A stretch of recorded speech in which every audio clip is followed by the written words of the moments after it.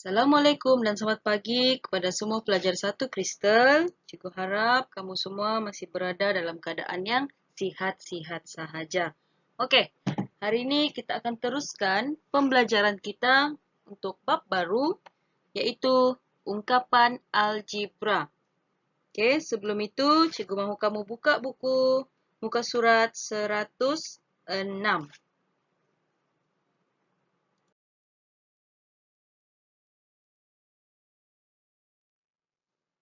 Okey, subtopik pertama iaitu pemboleh ubah dan ungkapan algebra.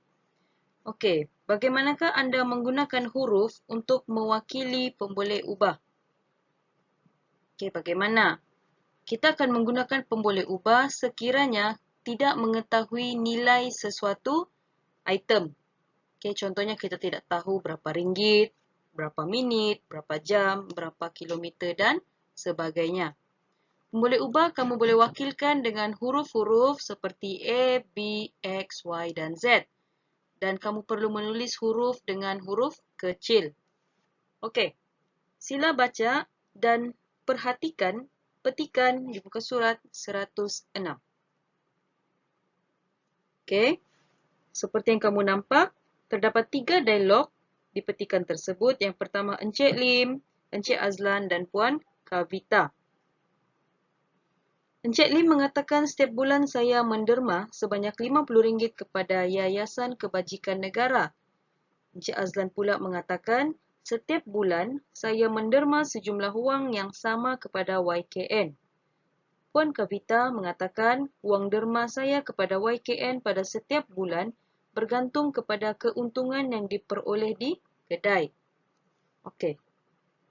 Encik Lim, dia mendermakan RM50 setiap bulan. Kita tidak perlu menggunakan pemboleh ubah kerana kita tahu berapa nilai yang didermakan oleh Encik Lim. Manakala Encik Azlan, kita meletakkan pemboleh ubah X, di mana Encik Azlan menderma sebanyak RM-X ringgit kerana kita tidak tahu nilai yang didermakan. Encik Azlan mempunyai nilai tetap kerana menderma dengan nilai yang sama setiap bulan. Manakala Puan Kavita menderma sebanyak RM-Y kerana Puan Kavita juga kita tidak tahu berapa nilai yang didermakan. Puan Kavita mempunyai nilai berubah kerana menderma berdasarkan kepada keuntungan kedai. Okey, jika kamu perhatikan, cikgu menggunakan 2 pemboleh ubah yang berbeza kerana nilai yang didermakan oleh Encik Azlan dengan Puan Kavita tidak sama. Jadi kamu tidak boleh menggunakan huruf yang sama. Jika kamu guna huruf yang sama, itu membawa maksud itu bermaksud Encik Azlan dan Puan Kavita menderma dengan nilai yang sama. Okey, jadi bila ada nilai yang berbeza, kamu kena letakkan pemboleh ubah yang berbeza. Okey, untuk lebih lanjut, kamu tengok contoh 1, muka surat 106. Okey, dia kata sini wakilkan setiap pemboleh ubah berikut dengan huruf yang sesuai. Okey, seterusnya nyatakan sama ada pemboleh ubah itu nilai yang tetap atau berubah. Berikan justifikasi. Okey, A, dia kata kadar faedah setahun untuk simpanan tetap yang ditawarkan oleh sebuah bank. Jadi dekat sini dia guna pemboleh ubah K. K sebagai wakil kadar faedah setahun simpanan tetap. K mempunyai nilai yang tetap kerana kadar faedah tidak akan berubah dalam tempoh 1 tahun. Okey, yang B. Masa perjalanan Faizal dari rumah ke sekolah pada setiap hari. So, dekat sini dia guna pemboleh ubah T sebagai mewakili masa perjalanan Faizal dari rumah ke sekolah setiap hari.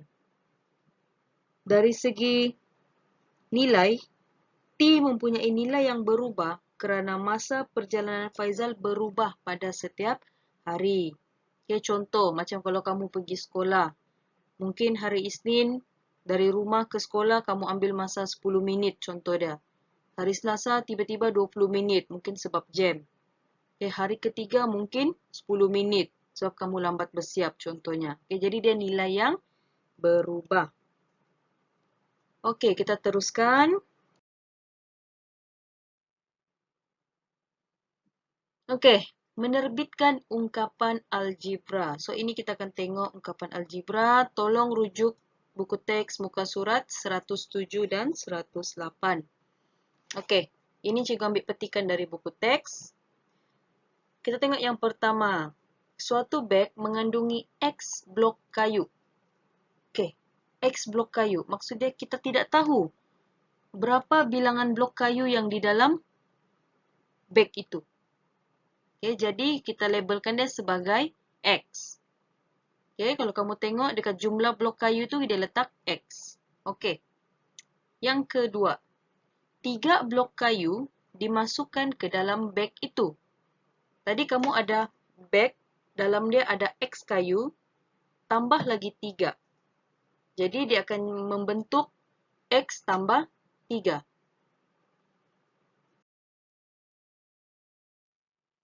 Okey, yang ketiga, 4 blok kayu dikeluarkan daripada beg itu. Okey, beg tadi dalam dia ada X kayu. Kita tolak dengan 4 blok kayu yang dikeluarkan. So, dia akan jadi X tolak 4. Okey, yang seterusnya, bilangan blok kayu di dalam beg itu dibahagikan sama rata kepada 2 orang murid. Jadi, bilangan blok kayu dalam beg tu yang kita tidak tahu nilai dia, X, kita bahagi dengan 2. Kalau dia kata bahagi sama rata kepada 3 orang murid, kita akan bahagi 3. So, rumus ungkapan algebra dia X per 2.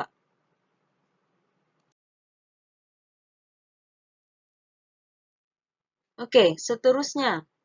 2 beg masing-masing mengandungi X blok kayu. Okey, kita tidak tahu berapa bilangan blok kayu, tapi 2 beg plastik ni mempunyai jumlah blok kayu yang sama. Sebab tu dia letak sana X, X. Jadi, 2 darab X sama dengan 2X.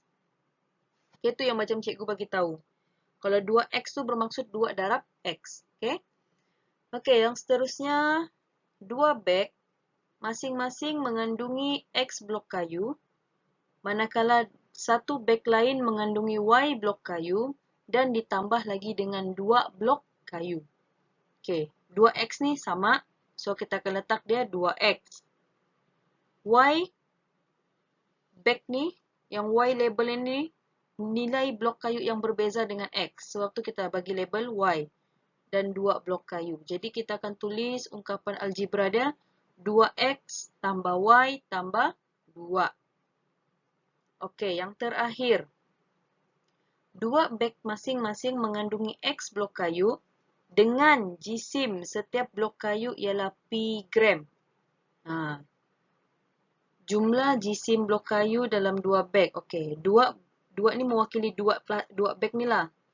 Jadi darab X, sebab satu beg ni X bilangan dia.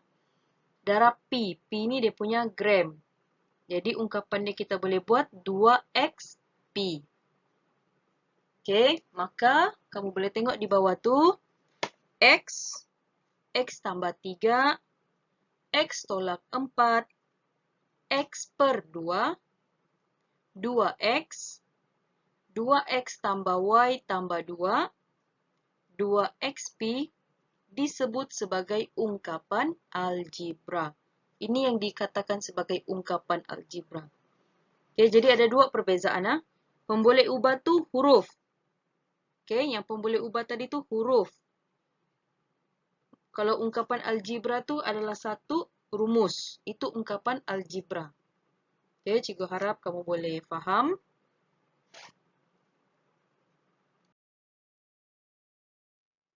Okay, macam mana kamu mau menerbitkan ungkapan algebra?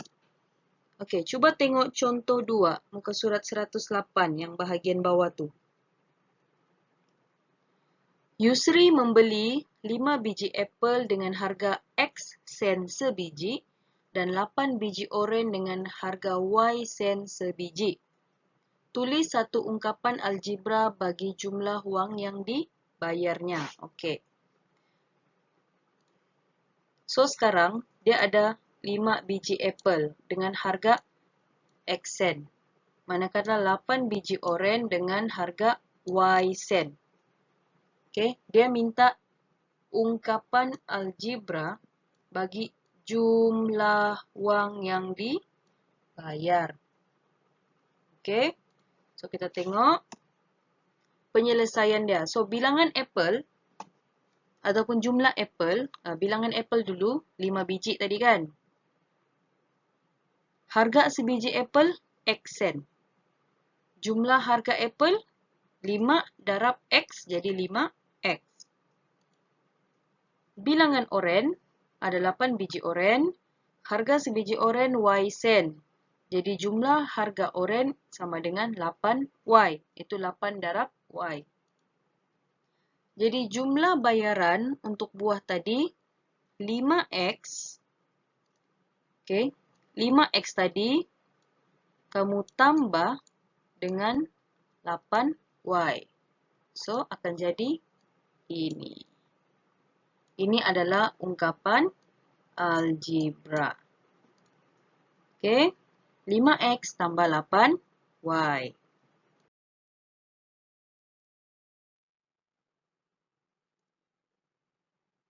Okey, kita tengok pula contoh 3.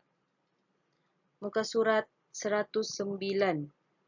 Yang ini adalah untuk kamu menentukan nilai ungkapan. Maksud dia, daripada pemboleh ubah tadi, kamu jadikan dia nilai. Kamu cari nilai pemboleh ubah tu tadi. Okey. Contoh dekat contoh 3 ni diberi X sama dengan 3. Okey, diberi X sama dengan 3. Y sama dengan 2. Dia suruh cari nilai bagi 5X tolak 5Y. Sorry, 8X tolak 5Y tambah 7. Ini dia punya ungkapan algebra. Okey. So, apa penyelesaian dia? Okey, gantikan nilai X kepada 3 dan nilai Y kepada 2. Okey, ini langkah pertama dia. Kamu tengok. Gantikan nilai X kepada 3. So, nilai X ini kamu ganti dengan 3. Manakala nilai Y ni kamu ganti kepada 2. Maksudnya Y kamu ganti dengan 2. Okey. So, jadilah seperti ini. Okey, jadilah seperti ini. Kamu tengok. 8 kurungan 3. Maksudnya 8 darab 3. So, ingat kurungan tu membuat maksud 3 sudah. 8 darab 3 tolak 5 darab 2 tambah 7. Okey. So, ikut tertib operasi. Kalau ada kurungan, buat yang kurungan dulu. Artinya, 8 darab 3, 24. 5 darab 2, 10. Okey, baru kamu selesaikan. 24 tolak 10 tambah 7 sama dengan 21. So, ini jawapan akhir kamu dapat, 21. Okey, cikgu harap kamu boleh tangkap apa yang cikgu terangkan ni. Cikgu harap kamu boleh faham.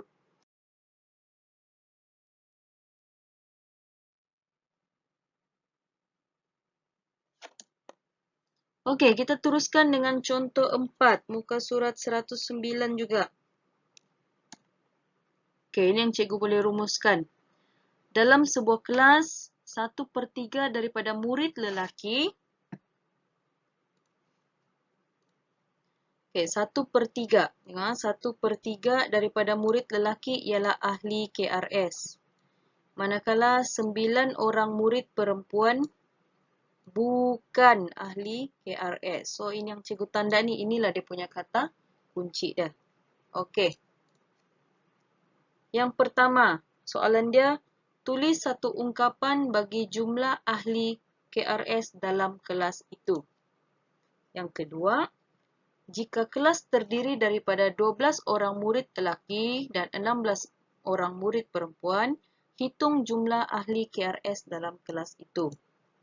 Okey, so penyelesaian dia macam mana kamu mau buat? Okey, A. Kita selesaikan yang A dulu. Katakan, murid lelaki kita letak pemboleh ubah dia sebagai X. Okey. Manakala murid perempuan, kita letakkan pemboleh ubah dia sebagai Y. Jadi, macam mana ungkapan dia? Bilangan ahli KRS lelaki tadi 1/3 X. Maksud dia, bilangan ahli KRS lelaki 1/3 daripada jumlah X ni tadi, daripada jumlah murid lelaki. Okey, manakala bilangan ahli KRS perempuan pula, Y ni jumlah murid perempuan. Okey, Y ni jumlah murid perempuan tolak 9 yang bukan ahli KRS. Okey. Jadi, ungkapan yang kita boleh buat, 1/3 X tambah Y tolak 9. Okey, ini ungkapan algebra dia. 1/3 X ni mewakili murid lelaki, tambah Y tolak 9 ni mewakili murid perempuan yang KRS. Okey, kita teruskan. Okey, B. Tadi soalan dia mengatakan bilangan murid lelaki 12 orang. Manakala bilangan murid perempuan 16 orang. Sama seperti tadi, kita gantikan X kepada 12 sebab ini lelaki punya. Manakala Y kita gantikan dengan 16. Okey, ini ungkapan tadi. Kita ambil yang A punya ungkapan tadi. 1/3 X tambah Y tolak 9. Dia akan jadi macam ni. X ganti 12, Y ganti 16. Okey, gantikan X tadi dengan 12, Y dengan 16. Ikut tertib operasi, 1/3 darab 12, kita akan dapat 4. Tambah 16 tolak 9. Baru kamu teruskan, selesaikan. Sama dengan 11 orang ahli KRS.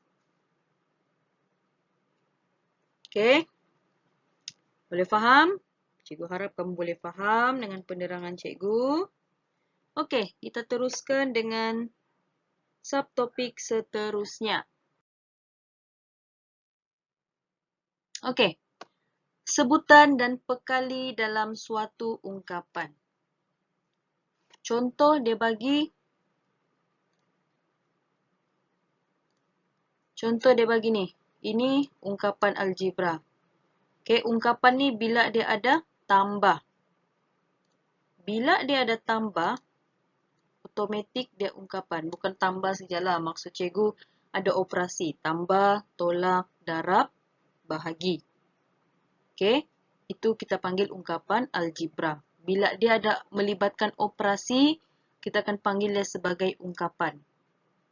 Tapi bila dia tiada operasi, bila tiada operasi apa kita akan panggil?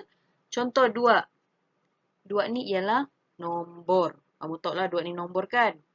X ni pula apa? X ni pula pemboleh ubah. 3 nombor. XY pula pemboleh ubah. Jadi apa yang dimaksudkan dengan sebutan algebra? Sebutan algebra iaitu 2X dan 3XY. Okey ni.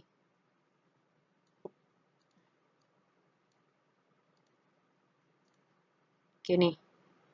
2X dan 3XY ini dinamakan sebagai sebutan algebra. Okey, maksud dia tiada operasi. Maksud dia setiap satu ini ialah sebutan. Ini sebutan. Okey, ini sebutan 1, ini sebutan 2. Okay, bila ada operasi ini yang dipanggil sebagai ungkapan algebra. Okey, kita tengok seterusnya.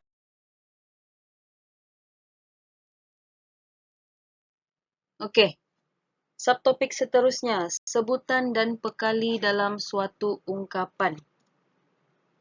Kamu boleh tengok contoh 5, muka surat 110. Okey.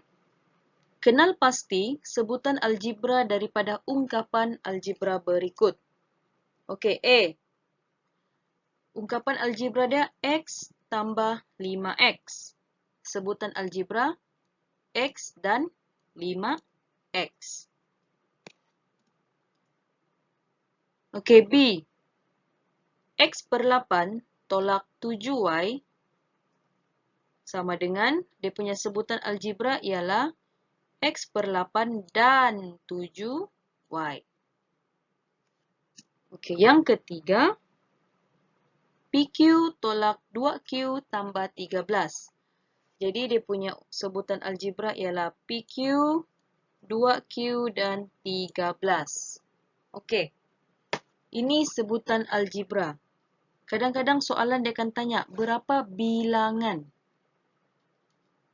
Okey, berapa bilangan sebutan? Bidak sikitlah cikgu tulisnya sebab cikgu pakai mouse. Bilangan sebutan algebra. Okey. Bilangan sebutan algebra ni maksudnya kalau kamu tengok sini X dan 5X. So ada berapa sebutan? So bilangan sebutan sini ada 2. Okey, kalau untuk ini bilangan sebutan dia juga 2. Manakala untuk yang C ada 3 sebutan. Okey. Ada 3 sebutan. Maksudnya kalau sini ada 4 sebutan lah maksudnya. Okey. 1, ini 1, 2, 3. So 3 sebutan. Okey, kita teruskan dengan pekali dalam ungkapan algebra. Okey, kamu boleh tengok contoh 6 dan muka surat 111. Kamu boleh rujuk muka surat 111.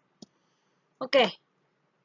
Contoh soalan yang dia bagi dalam sebutan negatif 3K kuasa 2 MN, nyatakan pekali bagi A K kuasa 2 MN. Okey. Dia bagi sini K kuasa 2 MN. Kan? K kuasa 2 MN. Tapi bila kamu tengok sini, dia ada negatif 3K kuasa 2 MN. Jadi K kuasa 2 MN ni sama dengan K kuasa 2 MN yang ini tadi. Okay, ini kamu tulis sini. Kan? Apa yang ada di sini, apa yang ada dekat yang utama ni, ini yang utama punya. Okey, ini yang utama punya. Apa yang ada di utama tiada dekat soalan. Ini soalan. Okey, apa yang ada dekat utama tiada dengan soalan. K ada. 2 kuasa 2 ada. M ada. N pun ada. Yang tiada negatif 3. Jadi maksudnya dekat sini negatif 3 darab K kuasa 2 MN. Jadi pekali dia dekat sini. Okay, jadi pekali dia dekat sini. Pekali bagi K kuasa 2 MN ialah negatif 3. Ini yang dimaksudkan sebagai pekali. Okay, untuk supaya kamu senang mau faham, pekali ni maksud dia, apa yang tiada di soalan tu, tapi ada dekat utama, itulah pekali. Okay, kita tengok contoh kedua. Okay, dia bagi negatif MN. Okay. Bila dia bagi yang soalan ni soalan, dia bagi soalan negatif MN. Okey, kamu tengok utama. Negatif ada. 3 tiada. Tulis di sini. K tiada. So, tulis dekat sini. Okey, kamu tengok. K tiada, kamu tulis dekat sini. Kuasa 2. Okey, kamu letak sini kuasa 2. M ada. Jadi, M ada, tulis sini. N ada. So, kamu tulis sini. So, ini untuk yang ada. Okey, ini untuk yang tiada. Tiada. Okey, tidak. Tidak adalah maksudnya. Okey, jadi kamu boleh katakan pekali bagi negatif mn ialah 3k kuasa 2. So, inilah jadi dia punya pekali. Ini pekali dia. Okey, kita tengok contoh yang ketiga. Contoh yang ketiga, soalan yang dia bagi 3k kuasa 2. Okey, ini soalan. Kamu tengok yang utama. Negatif. Soalan tidak negatif, so letak sini negatif. Okey. Soalan, 3. Soalan ada 3, so 3 kamu tulis sini. Okey. Sini ada K, so kamu tulis sini. Kuasa 2. So, sini ada kuasa 2, letak sini kuasa 2. M. M tidak sini, so letak sini. N. N tidak dekat soalan, so letak sini. Okey, jadi mana yang tiada dalam soalan, itu yang jadi pekali. So, pekali bagi 3K kuasa 2 ialah negatif MN. Okey, so cikgu harap kamu dapat beza apa yang dimaksudkan dengan pekali. Ini soalan paling senang kamu dapat markah dan paling senang untuk kamu tidak dapat markah kalau kamu tidak faham. Okey, tolong fahamkan. Okey, ini subtopik terakhir untuk hari ini. Sebutan serupa dan sebutan tidak serupa. Okey, apa maksud sebutan serupa dan sebutan tidak serupa? Sebutan serupa mempunyai pemboleh ubah yang sama dengan kuasa yang sama. Okey, manakala sebutan tidak serupa, pemboleh ubah yang tidak sama dengan kuasa yang tidak sama. Okey, pemboleh ubah yang tidak sama dengan kuasa yang tidak sama. Kalau pemboleh ubah dia sama, contohlah X, tapi nilai kuasa tu tidak sama, secara tidak langsung dia ialah sebutan tidak serupa. Okay, contoh yang pertama, X tu tidak dia letak kuasa dia. Artinya tu 1 lah nilai dia. Okay, manakala yang sebelah tu X juga, tapi nilai dia 2, kuasa dia 2. Artinya dia sebutan tidak serupa. Okay, kamu boleh tengok contoh sini. Ini contoh sebutan serupa. Kamu tengok. Negatif 2M dan 3M. Okey, kita cuma tengok pemboleh ubah. Okey, kalau kamu tengok soalan, tengok penerangan ni pemboleh ubah yang sama. So, kita akan tengok pemboleh ubah sahaja. Okey, macam ni juga PQ, PQ. Nilai tidak perlu tengok. Okey, nilai tidak perlu tengok. Kamu cuma perlu tengok pemboleh ubah. Okey. 6AB dengan 7BA. Okey, ni ada murid cikgu pernah tanya, cikgu mana sama AB dengan BA? Okey. Susunan tidak penting. Yang penting ada tu pemboleh ubah, ada tu huruf. Okey, macam ni AB dengan BA, sama. Okey, walaupun susunan dia tidak sama, yang penting kuasa dia sama. Sini A dia 1, sini A 1, B1, B1. So, sama. Okey, macam ni yang terakhir, K kuasa 2. Sini pun K kuasa 2. Abaikan yang negatif ni, kasih abai. 5 ni kasih abai. Tengok pemboleh ubah saja, kuasa dia pun sama. Okey, contoh sebutan tidak serupa. Ini terang-teranglah tidak serupa. Kamu tengok V dengan W. Okey, yang ini XY dengan YZ. Walaupun ada Y. Cikgu, Y sama apa cikgu? Kan? Kadang ada murid cakap begitu. Tapi kamu tengok. Y dia sama. Tapi sini ada X, sini ada Z. So, tidak sama. Okey, contoh yang ini. Okey, cikgu. Ni murid cikgu yang lepas-lepas ada tanya. Cikgu, pemboleh ubah sama apa cikgu? X. Okey. Pemboleh ubah sama tetapi nilai dia tidak sama. Okey, sini nilai dia 2. Ni. Kamu tengok ni nilai dia 2. Sini dia ada nilai. Maksud dia 1. Jadi dia tidak serupa. Okey, ni yang terakhir kamu tengok. MN dengan MN. Ni pun ada murid cikgu pernah tanya. Cikgu sama apa cikgu? Pemboleh ubah dia M dengan N. Kuasa dia 2. Okey, kamu tengok. Pemboleh ubah dia memang sama, M dengan N. Tapi cuba kamu tengok dia punya nilai dia. Ini M yang nilai dia 2. Tapi yang ini N yang nilai dia 2. So, tidak serupa. Okey, tolong fahamkan. Inilah soalan yang senang juga kamu dapat markah, tapi paling senang kamu salah. Kalau kamu tidak alert. Okay, so ini contoh soalan untuk sebutan serupa dan tidak serupa. Kamu boleh tengok buku teks kamu, contoh 7, muka surat 111 juga, yang paling bawah tu. Kenal pasti sama ada pasangan sebutan berikut ialah sebutan serupa atau tidak serupa. Okey, contoh A. 4XY dengan XY per 2. Jawapan dia, sebutan serupa. Kenapa sebutan serupa? Sebab pemboleh ubah XY yang sama dan kuasa yang sama. Okay, nilai kuasa dia sama. Okey, B. Kita tengok B. 12PQ dengan 12PR. Jawapan dia sebutan tidak serupa. Kenapa tidak serupa?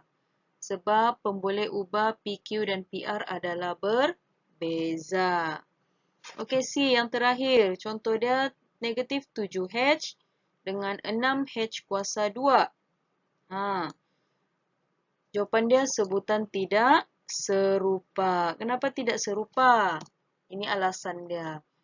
Pemboleh ubah H adalah sama tetapi nilai kuasa yang berbeza. Okey, kelas. So, untuk minggu ini saja yang kamu perlu tahu, yang perlu kamu faham. Dan cikgu harap kamu dapat menguasai bab ini. Okey, kerana bab ini kamu perlu